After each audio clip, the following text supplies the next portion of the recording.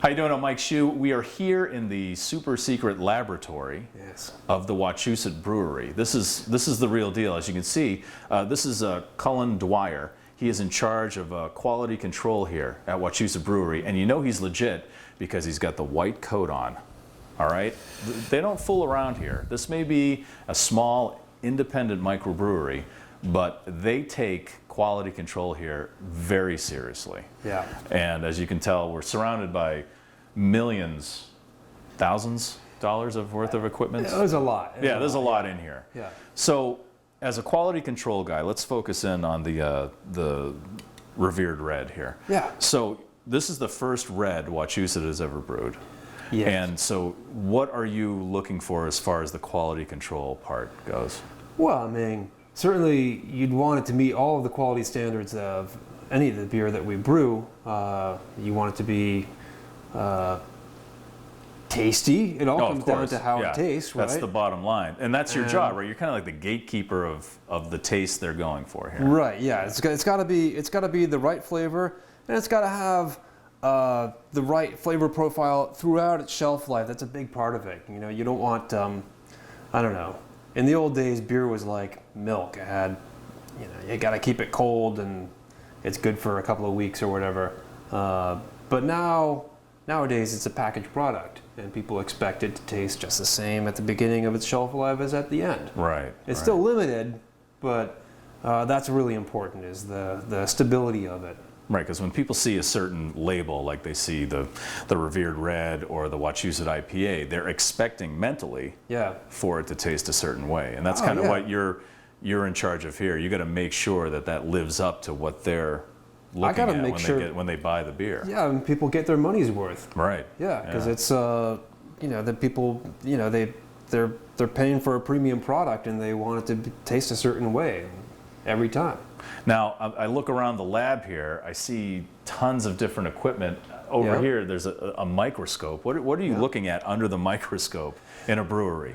In a brewery, well, you know, beer is fermented with yeast. You know that? Okay, yes. So it's a single-celled organism, so we look at the yeast to make sure that we're adding the right amount and that those yeast cells are healthy and ready to do their job to ferment the beer. And as far as, like, say you get a batch of the red and you say, okay, this isn't what the last batch tasted like. So do you communicate? You communicate with the brewers. So what would you say to the brewers? Are you looking for, like, this needs more hops, or this needs more malt, or this needs to boil longer? Is that what you're telling them? Well, I mean, you can tell them something, but it's just your opinion unless you got some numbers for them. Right. And so if you get 10 people in the sensory lab saying, just like they all agreed, it was all blind, they didn't know, they were just circling A, B, or C on a form, and they all say that A tastes different from B and C, well, that batch tasted different, so I can come to them with something. Or I can test. It's like, oh, this one tasted too bitter. Well, maybe the hops we got in weren't what they were marked, or something like that. We can test for that with a spectrophotometer. We can do a bitterness unit test. And so I try to get hard numbers for people. There's so many factors. You know, the hops, the malt, the boiling process, you know, when hops are added. So you kind of have to keep track of all that, and well, the brewers do. But you also have to keep that in mind, right? Because if something's off just by minutes or by just a little bit, can you tell that here in the lab? Yeah, I mean, it's just beer is very sensitive. Yeah. You know, it's like it's yeast, so there's a living organism. It's a living process. Yeah. It's a transformational process. Right. Yeah. So, and a lot can happen in the process of transformation. A lot can go wrong, really. Right. I mean, I don't know. Do you have any friends who homebrew or anything like that? Yeah, absolutely. And you know, if you were homebrewed before, well, you know how tough it is. Like, you got your good batches and you got your not so good batches. And keeping everything clean. Like, this lab is like pristine, but in your home, keeping everything clean, and those are also variables. It's really hard, you know. It's hard to control at home, and here we can't get away with it. Every batch has to be dead on, and so that's part of it. Have you ever genetically altered anything in this lab? Well, Maybe creating some kind of living organism out of beer, like a living beer blob, or any kind of cloning.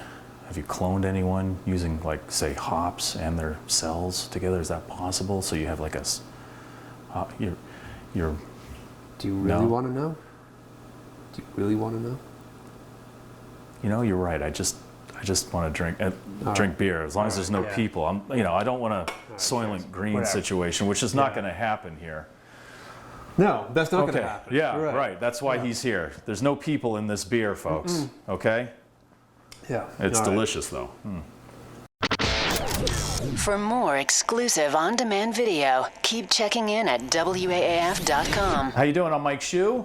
We are here in the laboratory, I guess you could say, of Wachusett Brewery. And do you mind? We're trying to film something here. Thanks a lot. We had, You walked know what? right in. We were making Hey, art, this and is a now it's lab. garbage. A lab. You don't just walk into a lab, someone can get hurt. Did you ever see Spaceballs, for crying out loud?